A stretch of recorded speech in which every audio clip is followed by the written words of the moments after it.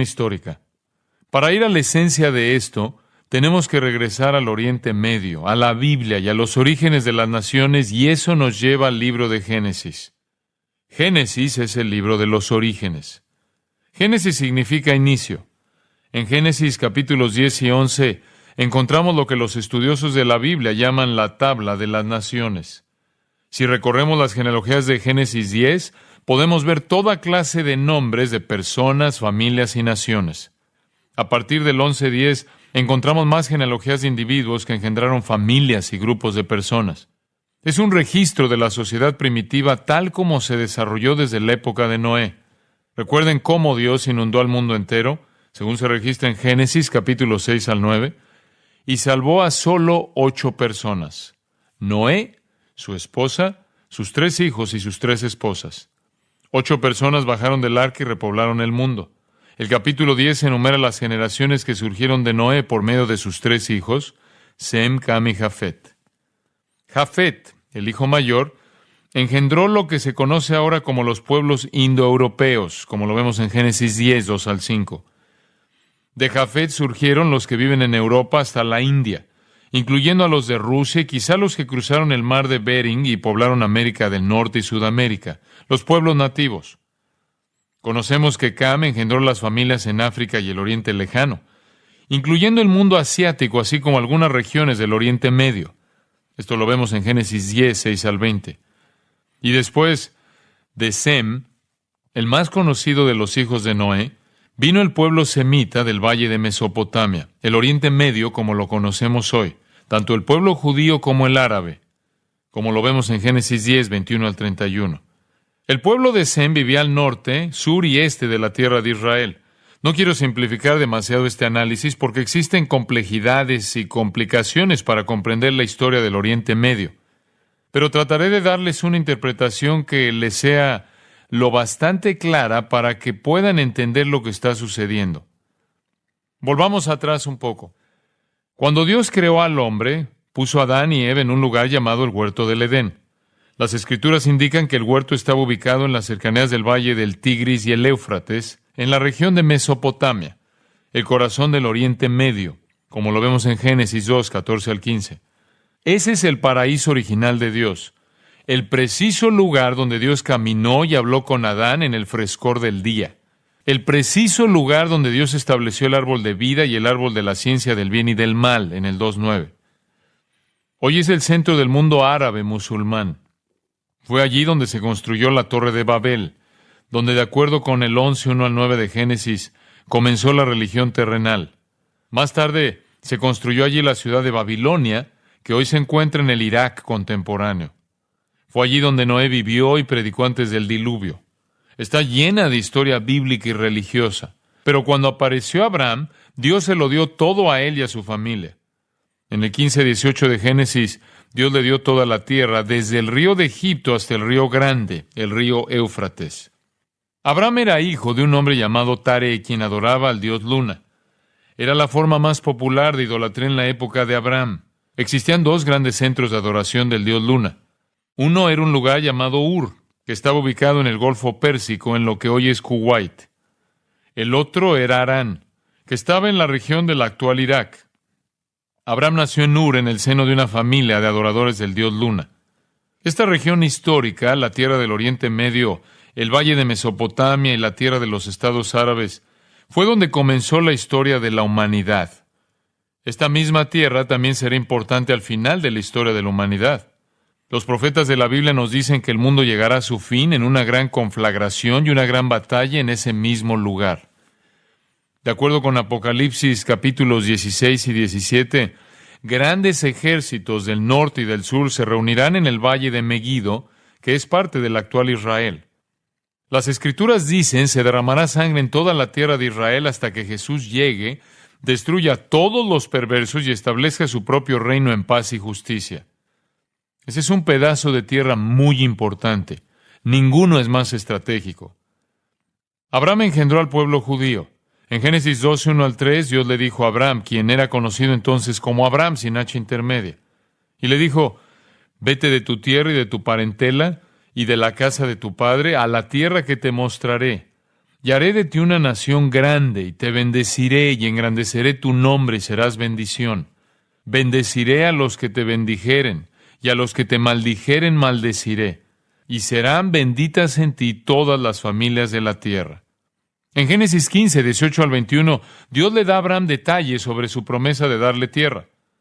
En aquel día hizo Jehová un pacto con Abraham, diciendo: a tu descendencia daré esta tierra, desde el río de Egipto, el Nilo, hasta el río grande, el río Éufrates, la tierra de los ceneos, los ceneseos, los cadmoneos, los heteos, los fereceos, los refaitas, los amorreos, los cananeos, los gergeseos y los jebuseos. Dios le dio a Abraham todo desde la costa del Mediterráneo hasta bien dentro del Oriente Medio.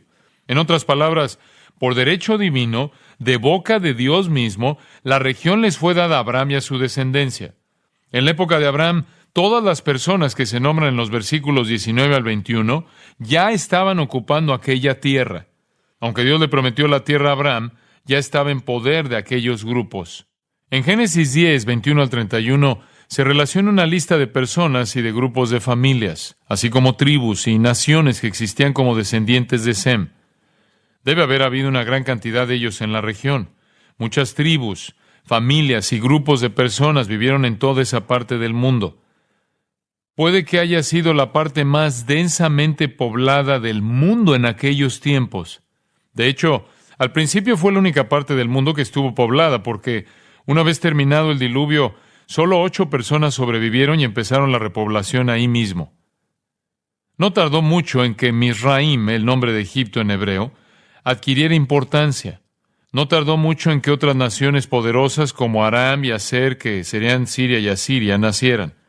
Todas esas grandes tribus, familias y clanes eran idólatras y rechazaban al Dios vivo y verdadero, al Dios el Creador. Cuando Dios le prometió a Abraham que toda la tierra sería de él, Abraham y su descendencia iban camino al conflicto político y religioso. Para que esa tierra perteneciera a Abraham y a sus descendientes, Dios iba a tener que ponérsela a su disposición y Abraham tendría que ser fiel a Dios. Si Abraham era fiel a Dios y obediente, Dios le daría la tierra. Pero si los descendientes de Abraham desobedecían a Dios, tendrían que afrontar una interminable batalla tratando de poseer lo que Dios les había dado. Ustedes se preguntarán, ¿fue justo juzgar esas naciones que poseían la tierra?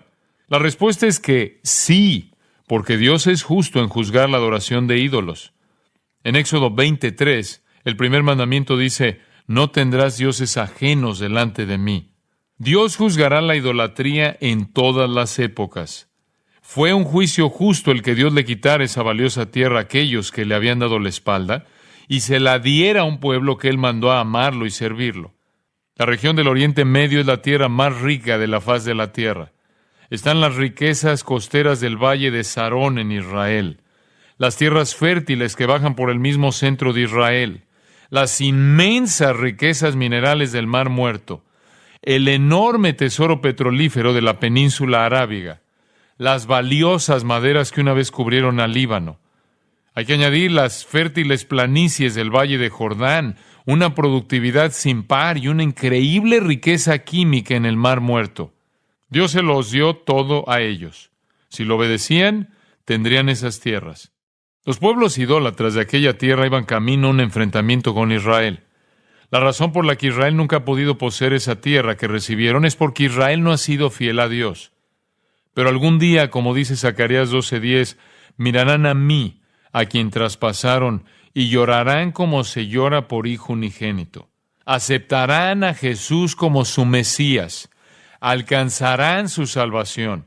Y el día que alcancen su salvación, el Mesías mismo les dará la tierra. Mientras tanto, continúan reivindicando la tierra y mientras lo hagan, el resto del mundo árabe será su enemigo acérrimo en uno u otro grado. Abraham no ayudó en este conflicto. Dios le hizo la promesa a Abraham y le pidió que confiara en él para tener a ese hijo. Abraham tenía alrededor de 100 años y Sara 90 y eran estériles, de acuerdo con Génesis 11:30 y 17:15 al 17. Abraham debe haberse preguntado cómo podría llegar él a ser el padre de muchas naciones si no era capaz de engendrar ni a un solo hijo. Un día, su esposa Sara le propuso el siguiente plan en Génesis 16:2. Ya ves que Jehová me ha hecho estéril. Te ruego, pues, que te llegues a mi sierva, quizá tendré hijos de ella. En un acto de desconfianza hacia Dios, Abraham siguió el plan de su esposa. Agar concibió y dio a luz un hijo cuyo nombre era Ismael, un hijo ilegítimo, no el hijo de la promesa de Dios, no el hijo del pacto, de acuerdo con Génesis 16, 4 y 15. Dios dijo en Génesis 17, 20 y 21, haré de él, esto es de Ismael, una gran nación, mas yo estableceré mi pacto con Isaac, el que Sara te dará luz por este tiempo el año que viene. Tuvo a Isaac y por medio de él surgió el pueblo judío, pero por medio de Ismael surgieron más enemigos. 12 tribus nómadas que vivían en el norte de Arabia, de acuerdo con Génesis 25, 13 al 16. Y para empeorar las cosas, Génesis 27, 30 al 40, nos dice que Esaú, hijo de Isaac, fue rechazado por su padre. De Esaú nacieron más pueblos que no estaban incluidos en la promesa, surgiendo así más enemigos. El Oriente Medio está lleno de descendientes de todos esos pueblos que disputan el derecho declarado de Israel a la promesa abrámica. Dios quería que Israel eliminara esos pueblos perversos, idólatras y adúlteros. Quería que Israel lo hiciera cuando lo sacó de Egipto, después de haber estado 400 años en cautiverio, como lo vemos en Éxodo 23, 23 al 33 y Hechos 7, 6. Dios levantó a Moisés para que los sacara. Los llevó al desierto, pero el pueblo fue incrédulo. Y de acuerdo con 1 Corintios 10, 10, 11, toda aquella generación murió en el desierto porque cometió idolatría. Cuando surgió una nueva generación, Dios los llevó a la tierra prometida, la tierra de Canaán. Como parte de la promesa, tenían que destruir a los habitantes idólatras de la tierra, como lo vemos en Josué 1, 1 al 9. Ya Dios había demostrado en la historia que Él destruiría a los impíos, como lo mostró en Génesis capítulo 6, ahogó al mundo entero en el diluvio. Ahora Israel y no el agua sería el arma de Dios para librar a la tierra de la idolatría. Sí triunfaron sobre Egipto. Todo el ejército egipcio se ahogó y las grandes plagas que sobrevinieron a Egipto causaron enormes cantidades de muertes, como lo vemos en Éxodo capítulo 7 al 11. Deuteronomio 3 muestra que conquistaron las tribus de la parte alta del Jordán y estaban listos para entrar en la tierra de Canaán y conquistar. En cambio, fueron a la tierra de Canaán y fueron derrotados. Fueron derrotados en un lugar llamado Ai porque había pecado en el campamento, como lo muestra Josué capítulo 7. Nunca hicieron lo que el Señor les dijo que hicieran. Nunca se convirtieron en la espada de Jehová. Por tanto, allí estaban en medio del conflicto, amenazados constantemente por los vecinos que los rodeaban. Sin embargo, debe haber una advertencia.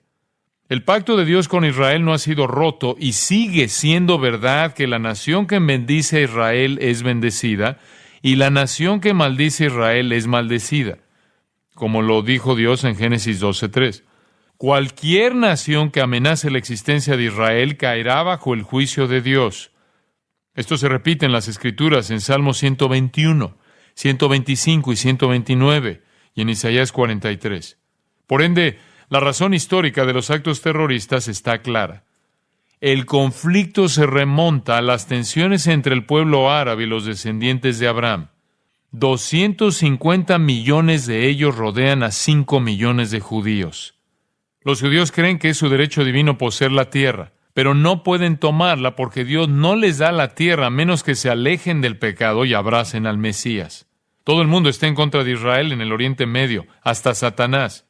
Si ustedes lo cuestionan, lean Apocalipsis 12, donde verán una descripción de Satanás tratando de destruir Israel. Entonces, las Escrituras dicen que los descendientes de Ismael, de acuerdo con Génesis 16, 12, delante de todos sus hermanos habitarán. Todas estas personas están tratando de convivir en el Oriente Medio y ahí está el pequeño Israel, el pueblo del pacto, rodeado de pueblos con la destrucción dándoles vuelta en la cabeza. En los tiempos bíblicos, estos diversos grupos de personas quedaron separados. Eso ayudó a mantener la paz de manera natural. Es un sistema de contrapesos y salvaguardias. Cuando todo el mundo hablaba un solo idioma y era del mismo parecer en la batalla, Dios los esparció, separó los idiomas y los diseminó por todo el mundo, como lo vemos en Génesis 11:9. En cuanto las personas impías se reúnen Existe una gran fuerza de personas impías. Se convierten en una gran fuerza de maldad rotunda y desenfrenada. Dios separa al mundo en naciones porque evita el mal monolítico. Es difícil saber cuántos países árabes se encuentran en el Oriente Medio porque las fronteras han desaparecido y las identidades nacionales han sido borradas por un gran poder que es la religión musulmana en la que esa región del mundo está sumida. El imperio árabe se convirtió en un inmenso imperio debido a un hombre llamado Mahoma, cuyo nombre en árabe significa altamente alabado. Nació en la ciudad de la Meca en el año 570 después de Cristo, casi 500 años después de Cristo. Desea ser descendiente directo de Ismael. ¿Eso encaja? Este Mahoma se convirtió en la fuente del Corán, que es el libro sagrado del Islam. En el año 622 se estableció en Medina, y esa fecha se convirtió en la fecha oficial del comienzo del calendario islámico.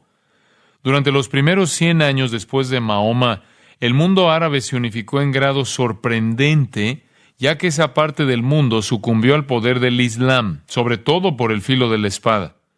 La guerra cuyo propósito es la de someter a los infieles al Islam se considera yihad, una guerra santa.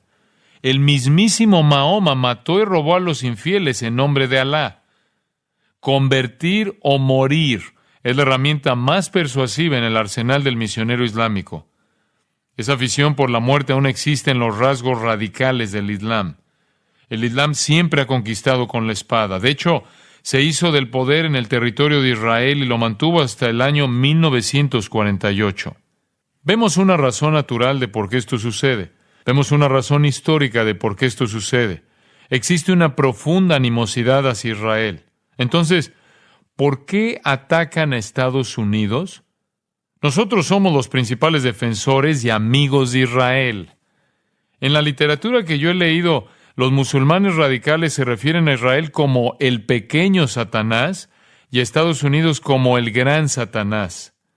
Nosotros somos la fuerza mayor y por lo tanto la amenaza mayor en nuestro apoyo a Israel.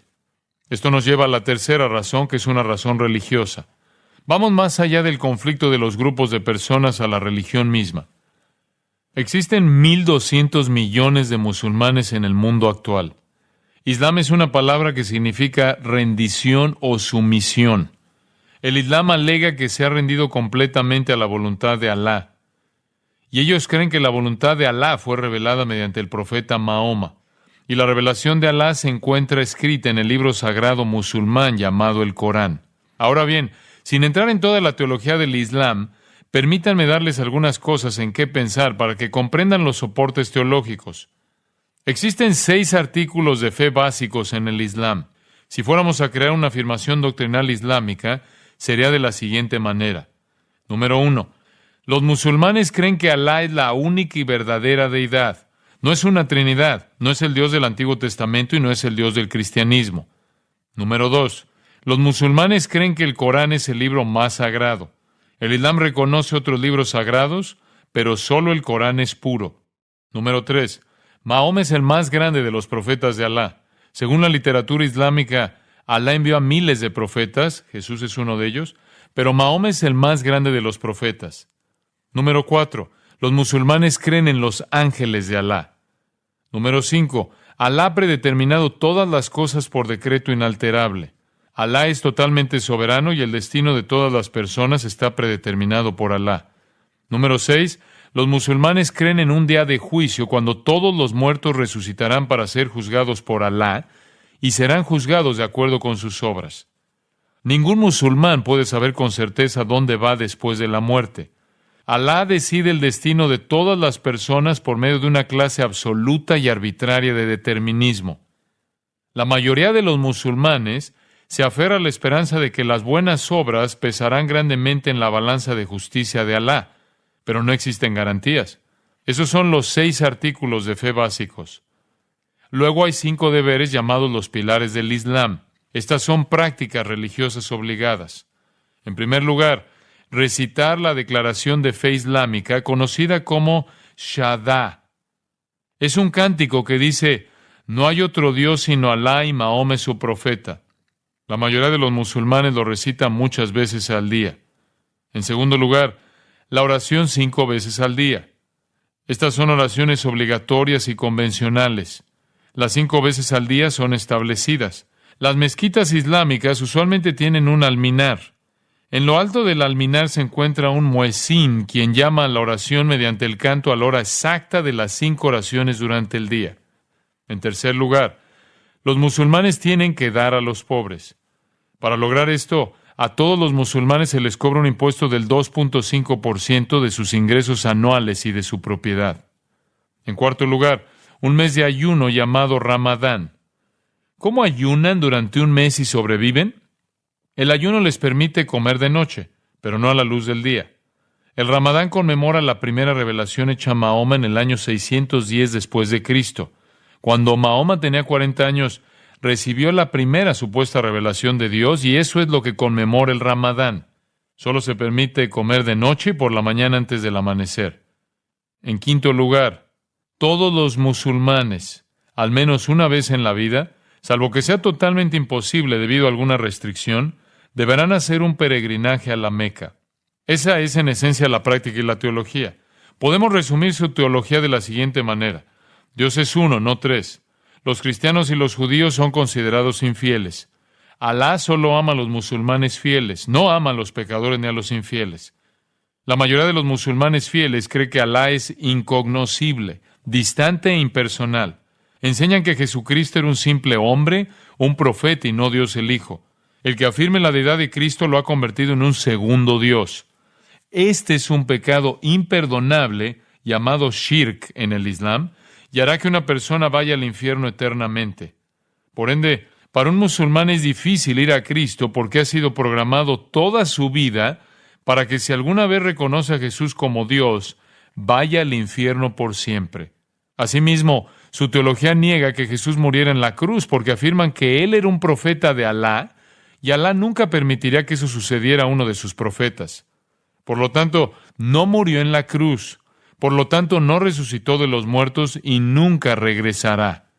Enseñan además que nadie puede alcanzar la salvación sino el musulmán. Aunque el musulmán nunca puede saber si tiene salvación, al final solo los musulmanes la tendrán. Eso es sumamente desgarrador. El Islam no tiene salvador. Muere sin tener la manera de saber hacia dónde van. La teología musulmana no tiene la expiación de pecados y por lo tanto ninguna base para el perdón. Nunca olvidaré una conversación que tuve en un avión con un hombre que era musulmán. ¿Usted peca?, le pregunté. Por supuesto, todo el tiempo, contestó. ¿Qué será de las personas que pecan?, le dije. ¿Pudieran ir al infierno? ¿Por qué sigue haciéndolo?, le pregunté. No puedo parar, respondió. ¿Tiene alguna esperanza?, le pregunté, y esto fue lo que me respondió. Espero que el Dios me perdone. ¿Por qué haría eso?, dije. No sé, me dijo. Ni expiación, ni base del perdón, ni Salvador. Nosotros tenemos un gran mensaje para ellos. Hay un Salvador. ¿De dónde vino esta doctrina? Viene directamente del infierno. Esta es una de las doctrinas del demonio. Mahoma se crió en la Meca. Era miembro de la tribu llamada Qarish. La región en la Meca en la época de Mahoma era idólatra. Adoraban a 360 ídolos, así como a una prominente piedra negra que según el Corán Gabriel le dio a Abraham. De acuerdo con la tradición islámica, cuando Mahoma era niño, el arcángel Gabriel lo visitó y le abrió el pecho, le sacó el corazón, lo limpió y lo volvió a colocar en su lugar. Aquí tenemos a Mahoma creándose en la Meca con 360 dioses, pero Satanás estaba obrando en él para inventar una religión que le pondría fin a la división y reuniría a todo el mundo en un gran e inmenso esfuerzo para deshacer la promesa pactada de Dios. Mahoma sería el instrumento.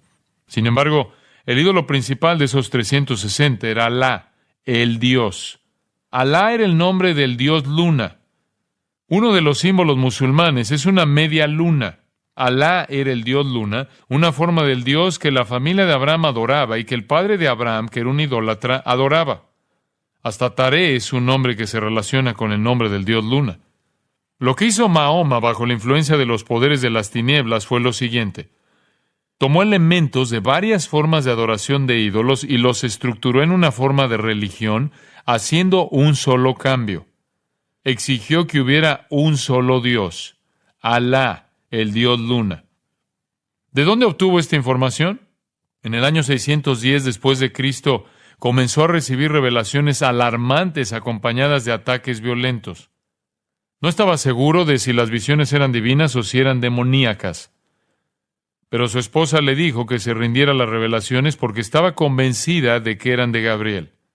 Luego, durante 22 años, desde el año 610 hasta su muerte en el 632 después de Cristo, siguió teniendo esas revelaciones del Espíritu que lo controlaba. Al principio se recopilaron, memorizaron y transmitieron oralmente. Después sus seguidores las escribieron de memoria, formando así el Corán. Más adelante, el Corán se amplió con el Hadith, que son otras enseñanzas y tradiciones. Mahoma construyó todo este sistema religioso sobre la base de aquellas revelaciones demoníacas, adaptando y fusionando diversas formas y características de la adoración de ídolos que siempre había existido en la Meca, con un nuevo elemento, es decir, el dios Luna. Alá era el único Dios verdadero y todos los demás no lo eran. Estaba prohibido adorar a otros dioses. Satanás es feliz de ser tanto politeísta como monoteísta, siempre que sea el Dios equivocado. El Islam es hedonismo monoteísta. Mahoma enseñó que los judíos habían sido rechazados por Alá y maldecidos. Mahoma también declaró que era deber de todo musulmán subyugar al mundo entero a Alá, inclusive por medio de la guerra santa si fuera necesario. Evidentemente, a lo largo de los años y siglos, muchas de las personas que han seguido el islamismo no han sido tan militantes como los primeros ejércitos islámicos. Pero Mahoma era una persona muy perversa, agresiva y destructiva. Por lo que aquellas personas que quieren vindicar la violencia en nombre de Alá encuentran justificación más que suficiente en el sistema islámico.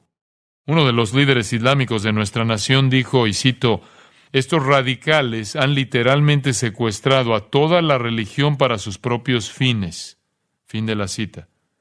Pero ellos pueden encontrar una justificación para lo que hacen porque es inherente al Islam que deben convertir a las personas por los medios que sean. La verdad es que el Islam es actualmente el sistema más poderoso de la tierra para la destrucción de la verdad bíblica y del cristianismo, y es el principal perseguidor de los cristianos de todo el mundo, especialmente en el Oriente Medio y en África. Miles de cristianos mueren debido a esa persecución.